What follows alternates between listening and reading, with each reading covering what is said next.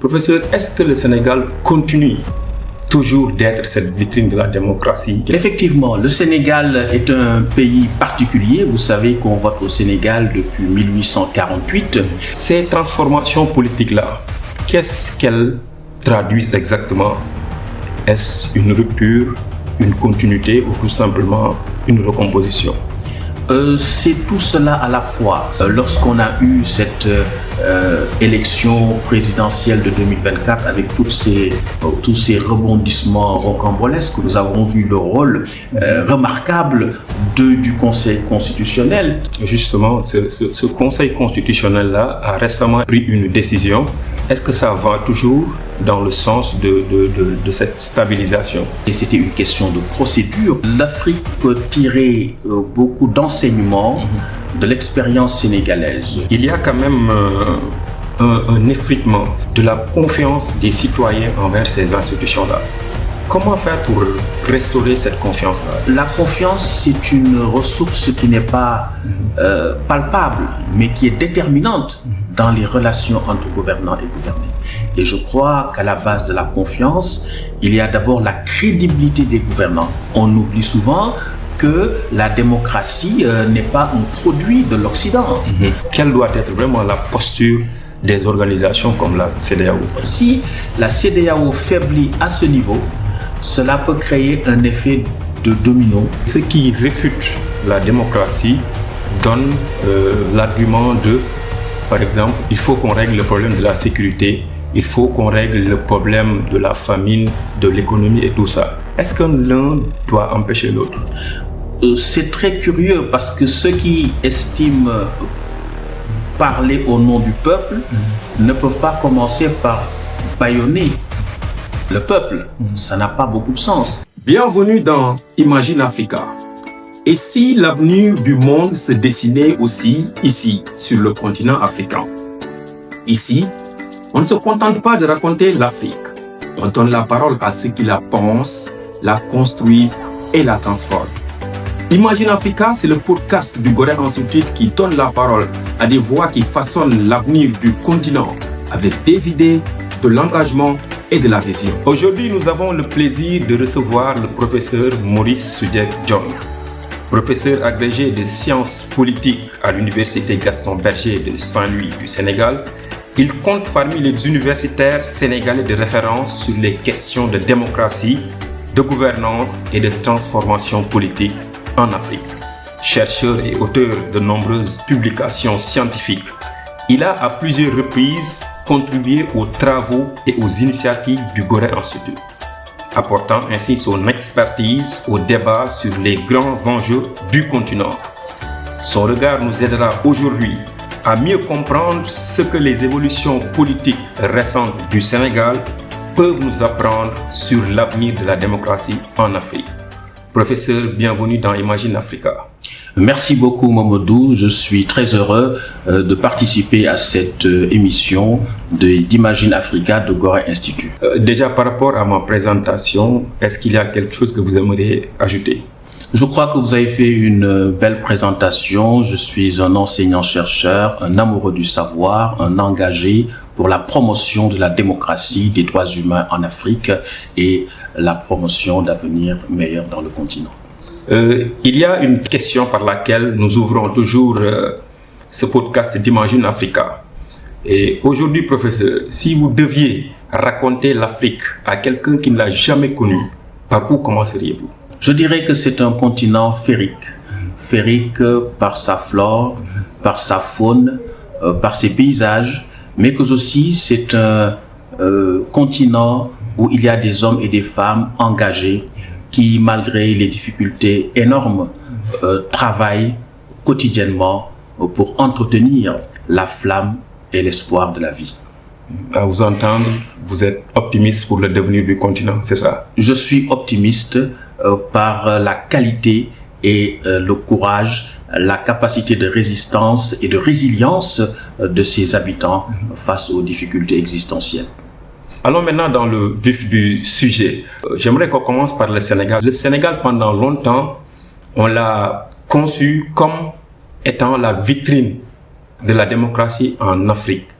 Professeur, est-ce que le Sénégal continue toujours d'être cette vitrine de la démocratie? Effectivement, le Sénégal est un pays particulier. Vous savez qu'on vote au Sénégal depuis 1848 et à partir de 1872, il y a eu les communes de plein exercice de Dakar, Saint-Louis, Rufisque et Gorée qui fonctionnaient à l'identique des communes métropolitaines avec l'élection du maire au suffrage universel et la libre administration de la collectivité. Et tout cela montre que le Sénégal a quelques 108 ans d'avance sur les autres pays africains qui ont commencé à expérimenter la démocratie à partir de 1956, c'est-à-dire à partir de la loi cadre.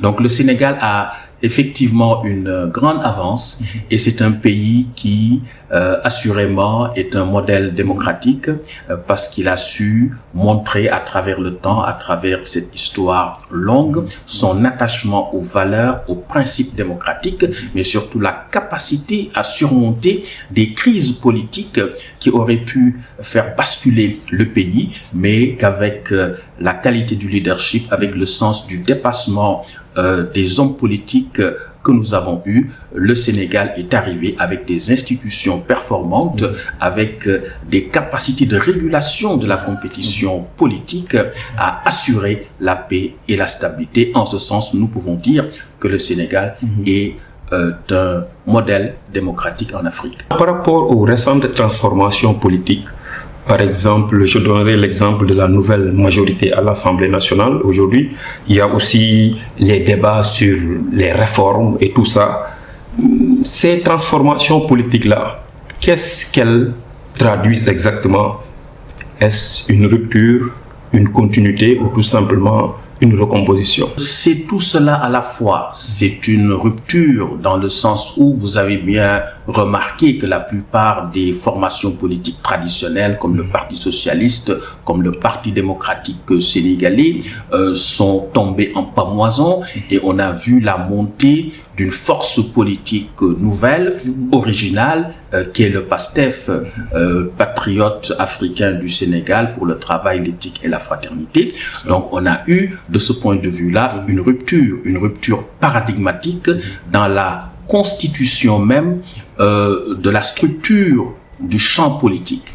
Et ça, c'est une rupture et on a pu le voir avec les dernières élections présidentielles où on a eu l'arrivée d'un candidat de l'opposition qui a remporté la présidentielle avec 54,25% des voix et qui est au premier tour.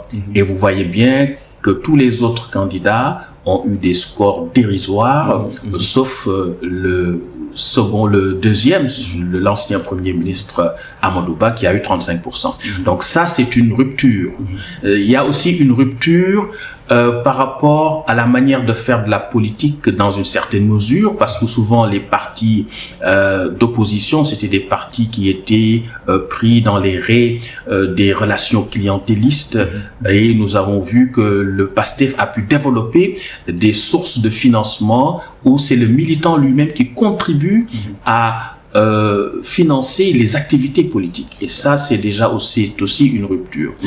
Et par rapport à la continuité, nous avons eu à tester la solidité et la résistance, la résilience également de nos institutions lorsqu'on a eu cette élection présidentielle de 2024 avec tous ces rebondissements rocambolesques, notamment le report de l'élection présidentielle décidé unilatéralement par le président Macky Sall à 10 heures de l'ouverture de la campagne officielle. Nous avons vu le rôle remarquable du Conseil constitutionnel qui, à travers une jurisprudence prétorienne, a pu réguler le jeu politique et inviter le président de la République à organiser l'élection présidentielle dans un délai raisonnable, tant il est vrai que cette loi de report de l'élection présidentielle portait atteinte à une clause d'intangibilité qui est prévue par l'article 103 de la Constitution, qui dispose clairement que le mode d'élection du président de la République, la forme républicaine de l'État, la durée et le nombre de mandats du président ne sont pas susceptibles de révision. Et donc, en reportant l'élection présidentielle, le président de la République allongeait son mandat et donc portait atteinte quelque part à une clause d'intangibilité. Et ce Conseil constitutionnel donc a pu stabiliser le jeu, mais également le réguler, le canaliser pour qu'on puisse au bout du fil, ça s'est joué de très peu pour qu'on puisse retrouver une stabilité et avoir une transition en douceur. Là, j'avais parlé de la rupture, mais également de la continuité. Et la transformation maintenant, c'est tout cet engagement, cet engouement de plus en plus que l'on voit de la part des jeunes, de la part des citoyens, mais aussi tous ces bouleversements dans la sphère médiatique avec le développement des réseaux sociaux. Et tout cela appelle de nouvelles formes de régulation, mais révèle aussi une transformation de l'espace public, une transformation des manières de voir et des manières de vivre et de pratiquer la politique. Justement, ce Conseil constitutionnel-là a récemment pris une décision. Est-ce que ça va toujours dans le sens de cette stabilisation?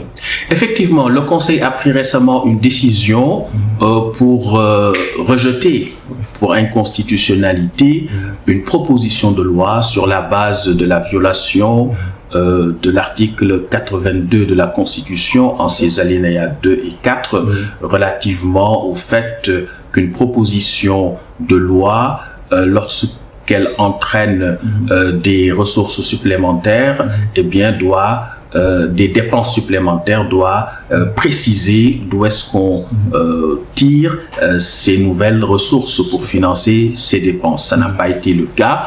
L'article 4, quant à lui, prévoit un vote bloqué, c'est-à-dire que lorsque le gouvernement le demande, eh bien, seuls les amendements proposés par le gouvernement ou acceptés par lui sont susceptibles d'être recevables. C'est cela le vote bloqué, et c'est sur la base de ces deux éléments de l'article 82 en son alinéa 2 et 4 que le Conseil a rejeté pour inconstitutionnalité la proposition de loi, mais c'était une question de procédure parce que, comme vous le savez, le Conseil a toujours refusé d'apprécier la constitutionnalité des lois constitutionnelles, tant il est vrai que pour lui, le Conseil, le constituant dérivé est souverain, et cette souveraineté-là explique qu'il puisse modifier la Constitution selon son bon désir et son bon plaisir, et donc que cela échappe à la justiciabilité du Conseil constitutionnel avec la seule réserve de la préservation des règles relatives aux clauses d'intangibilité dont je parlais tout à l'heure, la forme républicaine de l'État, le mode d'élection du président de la République, le nombre et la durée des mandats du président de la République, mais aussi en tout ce qui va concerner les éléments d'ordre procédural, et ce qui a été le cas ici, en l'occurrence dans cette décision du Conseil constitutionnel rejetant sur la base de l'article 82 la proposition de loi qui avait été adoptée par les députés. Quand je vous entends parler, tout ça, c'est quand même des leçons de l'expérience sénégalaise. Qu'est-ce que l'expérience sénégalaise peut apporter de manière plus large à l'Afrique? Je pense que l'Afrique peut tirer beaucoup d'enseignements de l'expérience sénégalaise. Le premier enseignement, je pense, c'est cette doctrine du consensualisme, c'est-à-dire qu'en tout ce qui concerne les règles relatives à la compétition politique, à la compétition électorale, il faut qu'il y ait une discussion, une négociation la plus large possible, la plus inclusive, pour qu'on puisse définir ensemble des règles acceptables et acceptées par tous les acteurs du jeu politique. Le deuxième enseignement qu'on peut tirer de l'expérience sénégalaise au profit de l'Afrique, c'est cette solidité de nos institutions.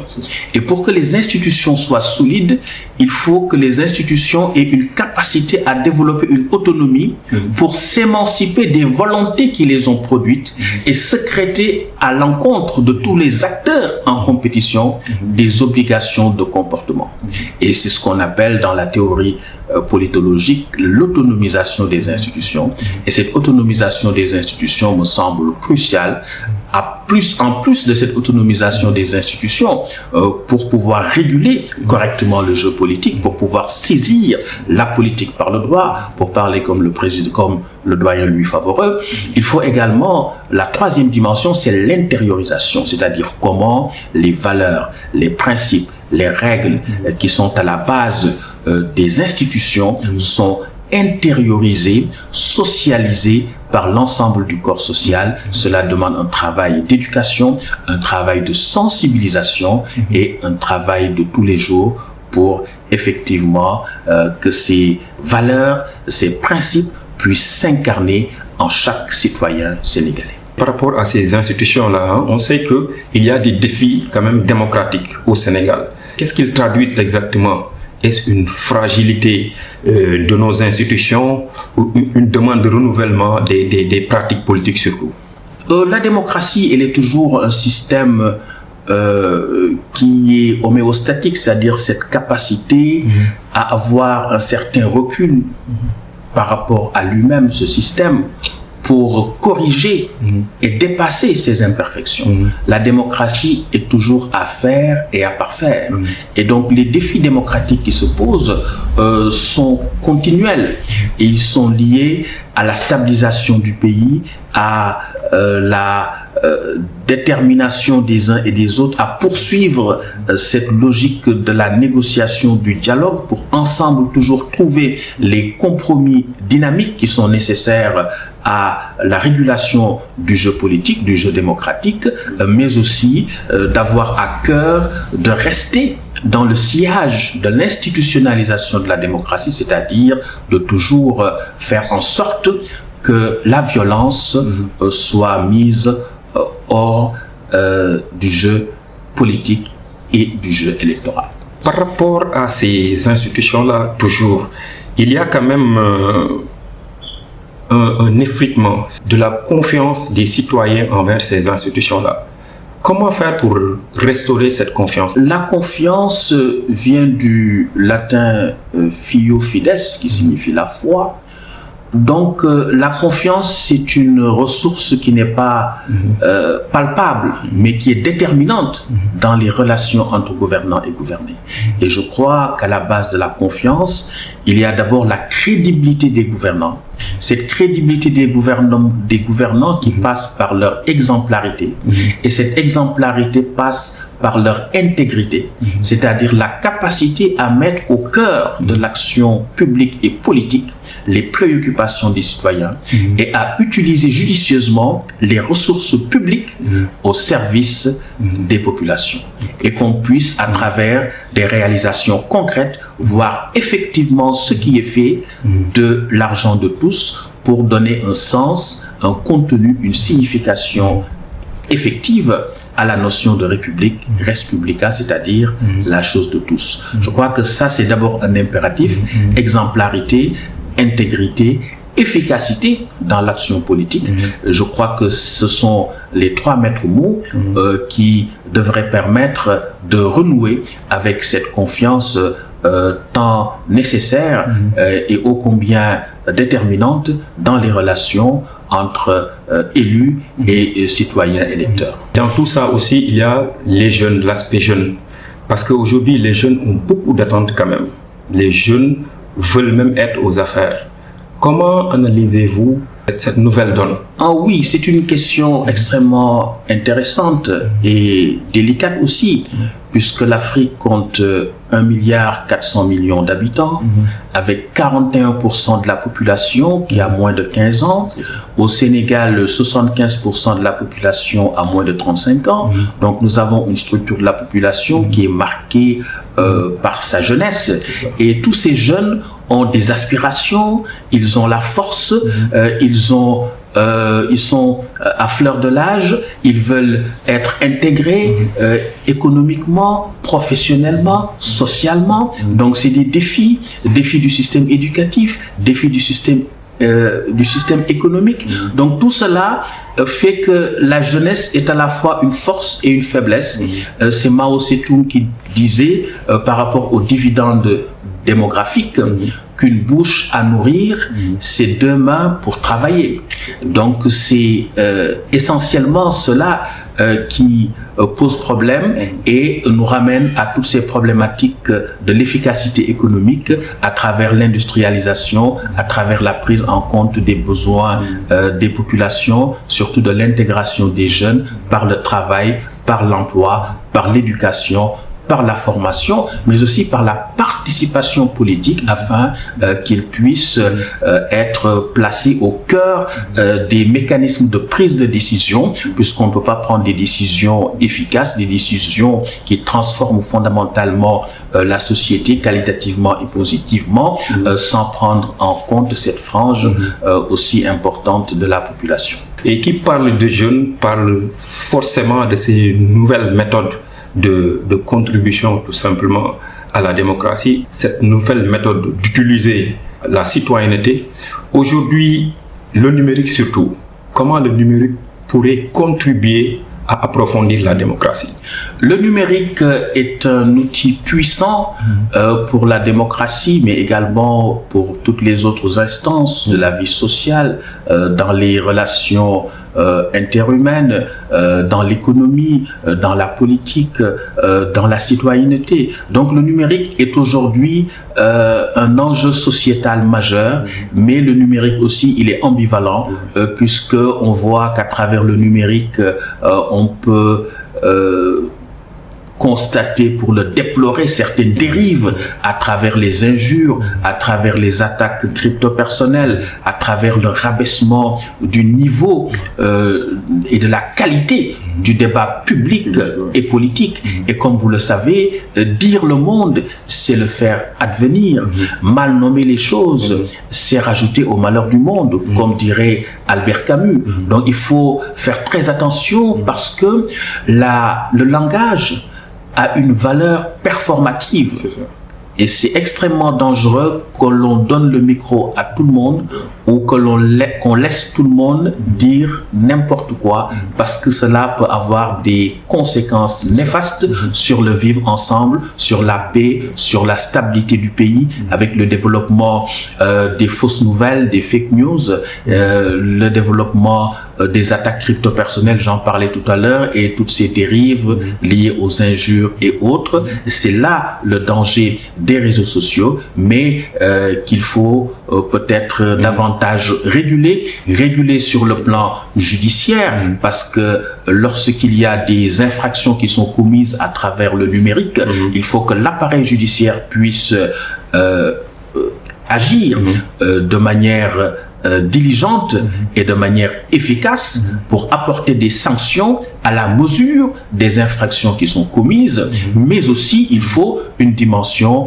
de sensibilisation, une dimension d'éducation aux réseaux sociaux pour que ceci soit plus un instrument de renforcement, de promotion de la citoyenneté plutôt qu'un moyen de délitement du lien social, de remise en cause des institutions, d'attaque de celles-ci, parce que ce qui caractérise les institutions, c'est d'être par nature immatérielles.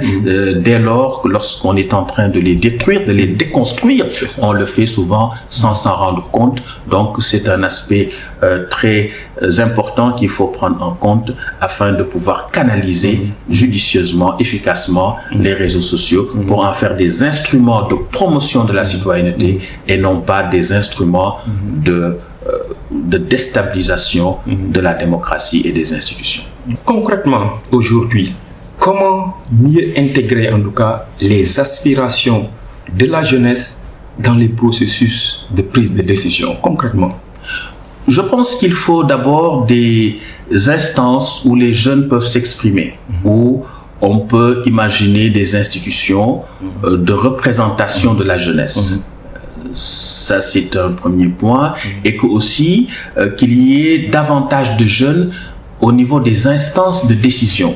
C'est des mesures qui peuvent être prises, mais aussi que les politiques publiques, lorsqu'elles sont énoncées, qu'elles mettent au cœur de leur effectuation les jeunes, mais au-delà aussi des femmes, c'est-à-dire les groupes qui représentent des franges essentielles, importantes de la population, qu'on puisse requérir leur avis, leurs préoccupations et que les politiques publiques soient bâties pour assurer le plus valablement possible la promotion de leurs intérêts.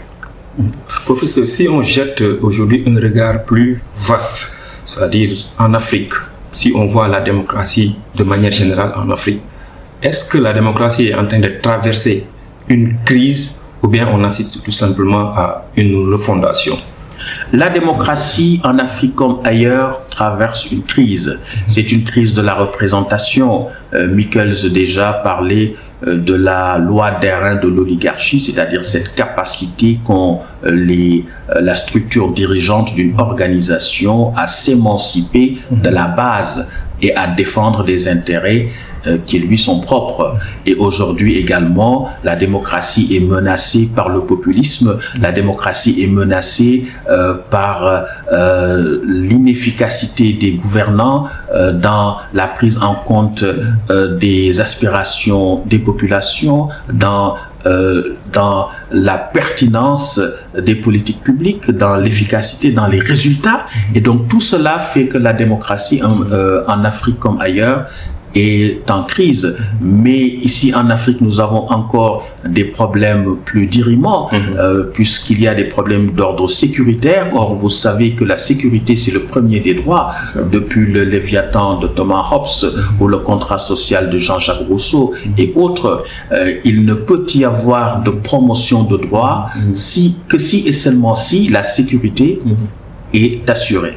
C'est pourquoi Max Weber définit l'État comme étant l'entité qui, dans le cadre d'un territoire, revendique avec succès le monopole de la contrainte physique légitime. Et cette monopolisation de la violence permet d'instaurer un ordre sociopolitique qui se fonde et se nourrit de la protection et de la préservation des droits et libertés. Et en Afrique, nous avons ces problèmes-là, en général, notamment dans le Sahel. Et cette crise de la démocratie entraîne aussi une crise de sens, où certains sont tentés d'utiliser des idéologies religieuses de substitution, mais qui en réalité cachent un mal-être profond, cherchent à trouver des substituts dans une situation où la crise économique, la pauvreté, les difficultés de la jeunesse, difficultés d'insertion, difficultés d'épanouissement, l'entraînent, cette jeunesse-là, dans les voies de l'extrémisme violent. Ne faudrait-il pas également s'interroger sur le type de démocratie? Est-ce que la démocratie doit être universelle? Est-ce que la démocratie doit être universelle? C'est une grande question. Je dirais qu'il y a des principes, des valeurs qui sont universelles, mais qu'une fois qu'on a ces principes et ces valeurs qui sont intégrés, il faut les adapter à nos réalités historiques et sociologiques. C'est comme un modèle. Un modèle, on s'en inspire, on ne le réplique pas tel quel. Quand vous voyez qu'un lutteur qui fait 1m95 avec 120 kilos à porter un beau costume, vous n'allez pas reprendre exactement le même costume. Il faut l'adapter à votre taille, à votre poids et même à votre profession. Lorsque vous êtes dans des professions de la communication, il faut des couleurs visibles. Lorsque vous êtes dans des professions comme la banque, la finance ou l'enseignement, il faut des couleurs plus sombres, plus sobres, parce que cela inspire l'autorité, cela inspire une certaine confiance. Donc voilà un peu les principes, on s'en inspire, mais on adapte ces principes à des réalités historiques, culturelles et sociologiques. Je donne comme preuve la laïcité au Sénégal et le comparer à la laïcité française. La laïcité française est une laïcité de séparation entre le religieux et le politique qui traduit le conflit des deux France qui a duré plusieurs siècles et qui a abouti à la loi de 1905, loi de séparation entre le temporel et le spirituel, alors qu'au Sénégal, cela n'a jamais existé. Dans les royautés traditionnelles, le culte ancestral était lignagé,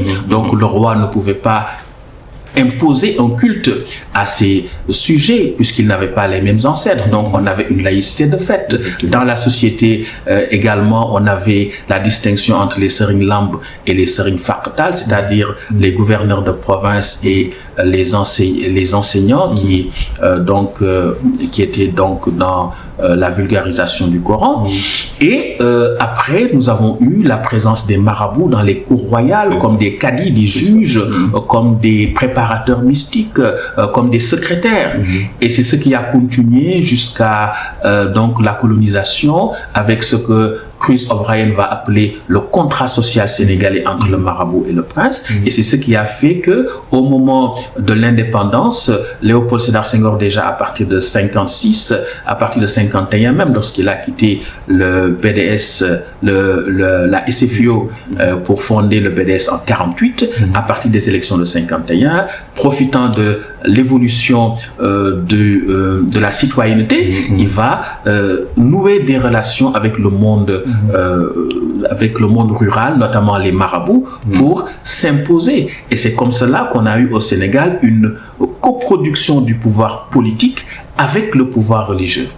Et c'est comme ça qu'on a eu une laïcité, non pas de séparation comme en France, mais une laïcité de collaboration entre le politique et le religieux, où vous avez des articles de la Constitution qui prévoient que les communautés religieuses sont dégagées de la tutelle de l'État, qu'elles s'administrent librement et qu'elles sont reconnues comme moyen d'éducation. Pourtant, le Sénégal reconnaît les deux principes de la laïcité. Les deux principes de la laïcité, c'est quoi? C'est l'absence de religion d'État. Absence de religion d'État, c'est la liberté de conscience et de culte.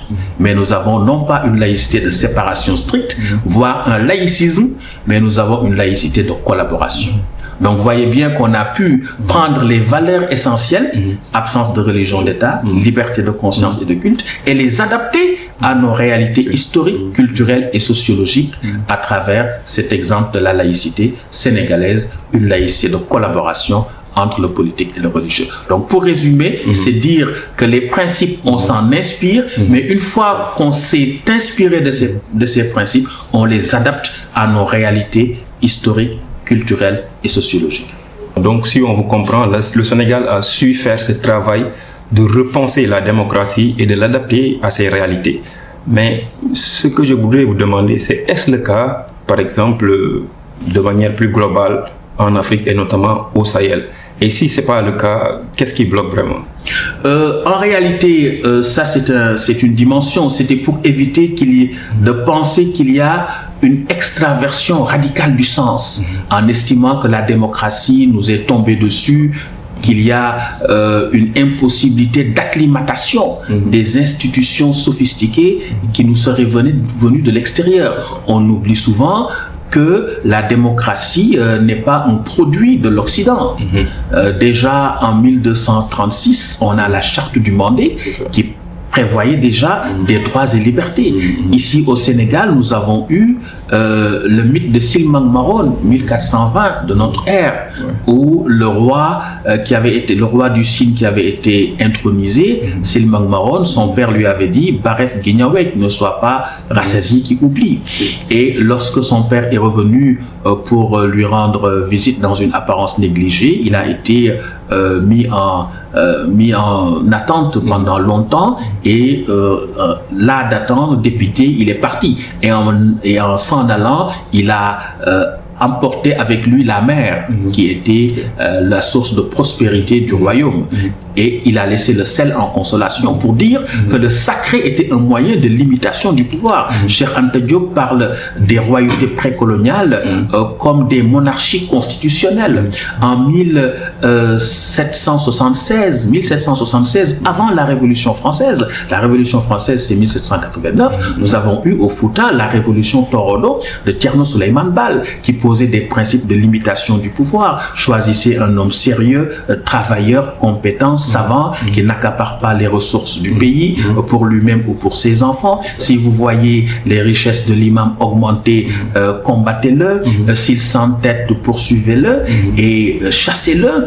Et il faut que l'imama puisse échoir à toute tribu. Donc c'est le principe de l'égal accès de tous aux emplois publics. Choisissez toujours un homme sur la base du critère de l'aptitude, c'est la méritocratie. Donc tout cela montre que les principes de limitation du pouvoir, les principes de lutte contre l'arbitraire, de l'utilisation du pouvoir comme instrument au service de la population existaient. Nous avons aussi d'autres exemples comme la palabre et autres. Donc il ne faut pas penser que la démocratie nous vient totalement de l'extérieur. En revisitant nos archives culturelles, nous pouvons nous reconnecter à nous-mêmes à travers des principes et des valeurs démocratiques qu'on peut retrouver aussi en Afrique. Cela ne veut pas dire qu'en Afrique précoloniale, tout était au mieux dans le meilleur des mondes. Mais il y a deux aspects. Il y a toujours la culture, c'est-à-dire un ensemble de manières de sentir, de penser et d'agir. Mais il y a la civilisation, c'est-à-dire la phase, la partie la plus élaborée de la culture. Et c'est dans cette partie-là qu'il faut rechercher ces éléments qui nous enracinent dans la démocratie et dont nous pouvons nous inspirer pour avoir un modèle démocratique qui respecte les principes. Les principes de promotion de la personne humaine, de promotion des droits et libertés, mais qui les adapte à nos réalités, encore une fois, historiques, culturelles et sociologiques. Et ce travail-là est bien possible. Ce qui réfute la démocratie donne l'argument de, par exemple, il faut qu'on règle le problème de la sécurité, il faut qu'on règle le problème de la famine, de l'économie et tout ça. Est-ce que l'un doit empêcher l'autre?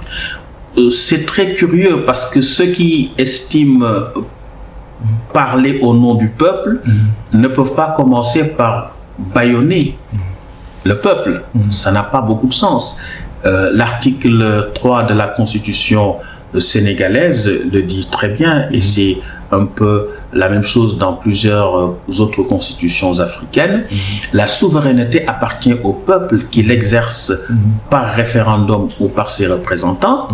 Aucun individu, aucune section du peuple ne peut s'attribuer l'exercice de la souveraineté. Et ça, c'est extrêmement important.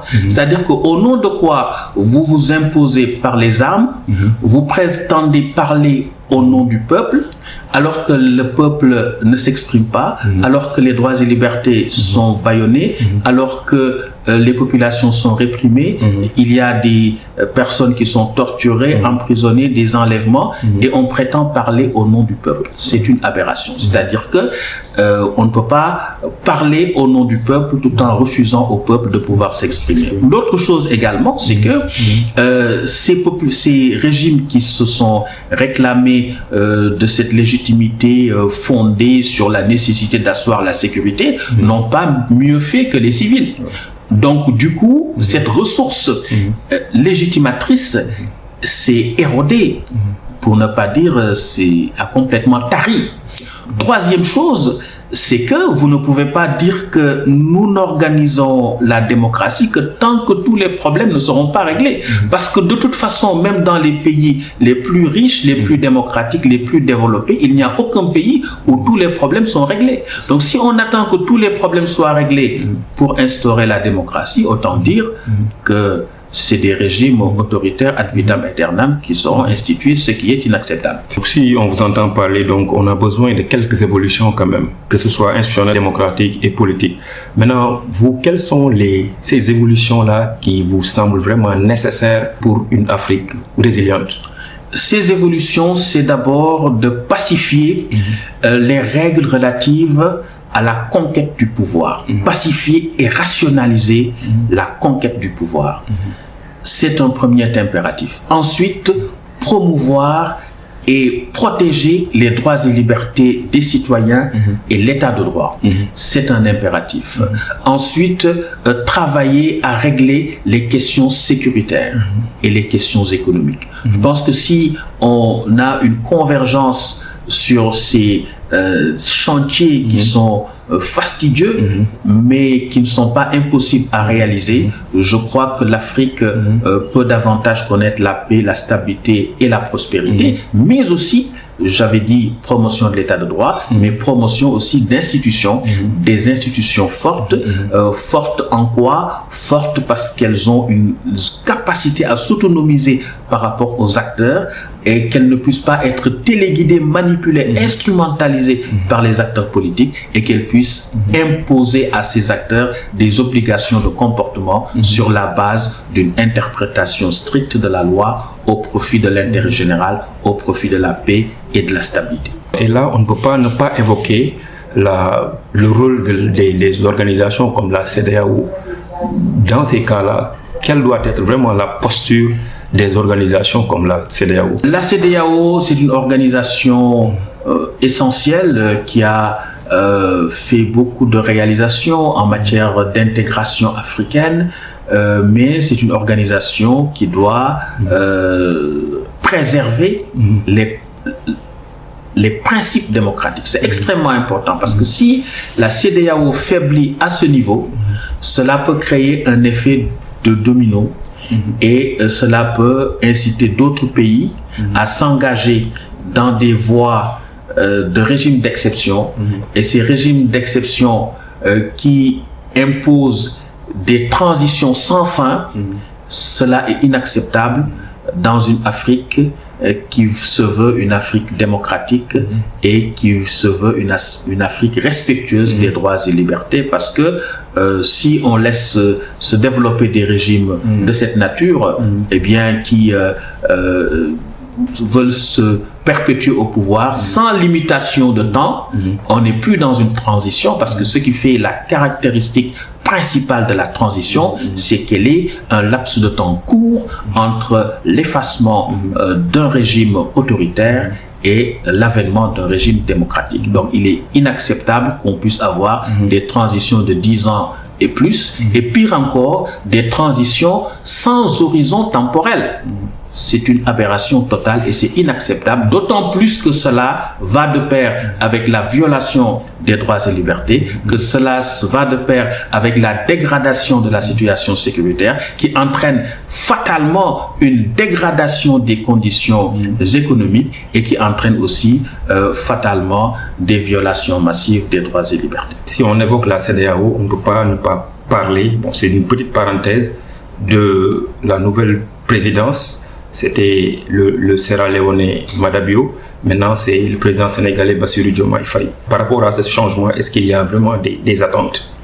Il faut d'abord se féliciter que le Sénégal puisse avoir deux postes aussi stratégiques au niveau de l'instance régionale, sous-régionale de la CEDEAO. Je crois que c'est important pour la diplomatie sénégalaise, c'est important pour le rayonnement du Sénégal, mais encore une fois, le Sénégal doit travailler à faire respecter et à promouvoir les principes démocratiques et à travailler également à assurer la sécurité dans l'espace de la CEDEAO, et cela d'autant plus que les gros contributeurs au niveau des Nations Unies, notamment les États-Unis, sont de plus en plus dans une logique de désengagement, et il faut que les Africains eux-mêmes puissent prendre en charge leurs propres problèmes, d'autant plus que c'est le souverainisme qui est agité un peu partout, mais le souverainisme commence d'abord par respecter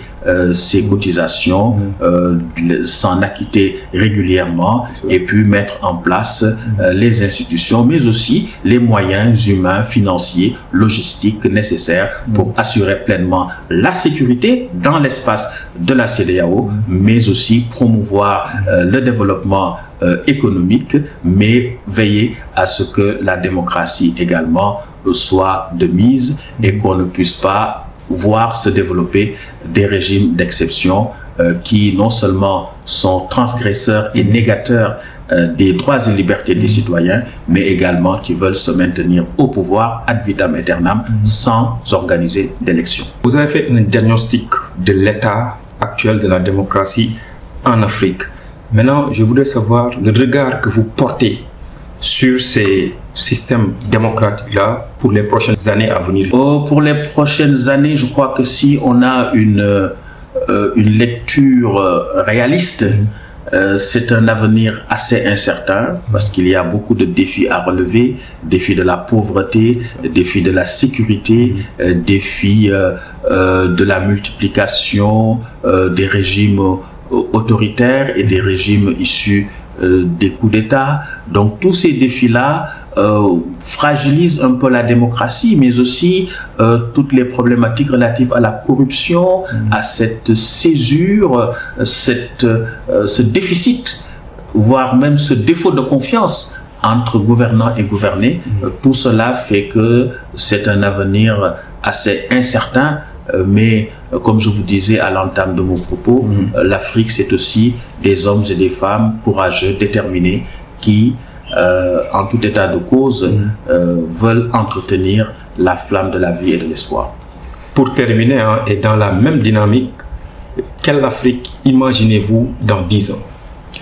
C'est une grande question parce que je disais que quand on a une optique réaliste, c'est un peu difficile, mais je crois que par le détour de l'imaginer, par le détour de l'imagination, il est possible de revenir au réel à travers une utopie transformatrice, l'utopie du grec utopos, en nul lieu, qui nous rappelle cette pensée de Victor Hugo. L'utopie, c'est la vérité de demain, et je pense donc que il nous faut replonger dans cette utopie. Cela me fait penser au poète martiniquais Aimé Césaire dans le cahier d'un retour au pays natal.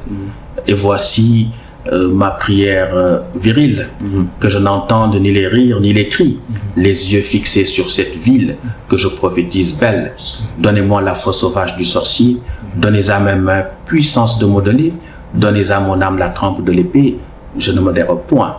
Et le président Léopold Sédar Senghor avait parlé de la poésie de l'action. Mais je vais juste terminer en disant qu'entre le rêve et la réalité, il y a les obstacles. Et les obstacles, il faut les attaquer par le travail acharné pour transformer ces contraintes en ressources. Je pense que c'est sur cette note positive et déterminée à travers le travail pour pouvoir relever les défis que je vais terminer. Merci beaucoup, professeur. C'est des notes surtout poétiques, on va dire. Donc, merci beaucoup d'avoir accepté notre invitation. Merci également, chers internautes, d'avoir été des nôtres. Si ce podcast vous a inspiré, n'hésitez pas à le partager autour de vous.